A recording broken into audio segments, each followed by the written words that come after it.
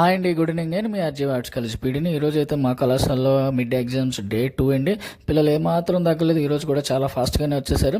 ఎవరికాలు అస్సలు తగ్గలేదు. ఎందుకంటే రూములు తీయకముందే వచ్చేసారండి. ఎప్పుడు కాలేజీ 10ంటికి అయితే 11ంటికి వచ్చేవారు, కానీ ఈరోజు అయితే 9, 8ంటికి కూడా వచ్చిన వాళ్ళు ఉన్నారండి.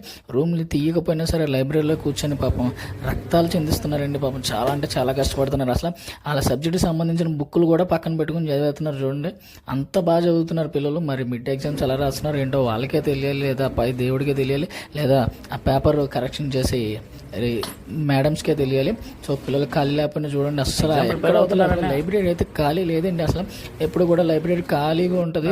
వస్తారు పిల్లలు చదువుకున్న, కానీ ఎగ్జామ్స్ టైంలో అయితే వచ్చినా రాకపోయినా లైబ్రరీలో కూర్చుంటే ఏదో ఒకటి గుర్తవుతుంది అన్న ఉపయోగంతో కూడా వీళ్ళు కూర్చోవడం, స్టార్ట్ చేయడం, చదవడం ఏదో ఒకటి చేస్తారు. ఇంకా మిగతా బయట పిల్లలు, సార్ మాకు లైబ్రరీతో పని లేదు సార్, మాకు చెట్లే ఒక పెద్ద లైబ్రరీ అని చెప్పి చాలామంది మన చెట్ల కింద అయితే కూర్చొని తెగ చదివేస్తున్నారండి. మామూలుగా చదవట్లేదు. ఇంకా మిగతా వాళ్ళు అయితే సెల్ఫ్ డిఫెన్స్ ఏది పడితే అదండి. ఇంకా వీడైతే మా వాడైతే క్లాస్లో వాళ్ళకి ఎక్స్ప్లెయిన్ చేసేస్తాను, ఇలా చేయండి, అలా చేయండి, ఇలా చదువుతా. ఎందుకంటే మా వాడైతే చూడండి, ఇప్పుడు ఒక షార్క్ ఖాన్ ఫోజ్ ఇస్తాడు, ఒరే బాబు అంటే షార్క్ ఖాన్ ఫోన్ ఇచ్చాడు. ఇంకా మా వాడు సూపర్. ఇంకా మా బుద్ధ భవన్లోకి వెళ్తే బుద్ధ భవన్లో పిల్లలు కూడా చూడండి రూమ్స్ తీయకముందు వచ్చేసారండి. ఇదిగోండి మా వాళ్ళు చెట్టు కింద కూర్చున్నారు. నా రావి చెట్టు, వేప చెట్టు నా ఫస్ట్ వీడియో అండి ఇది.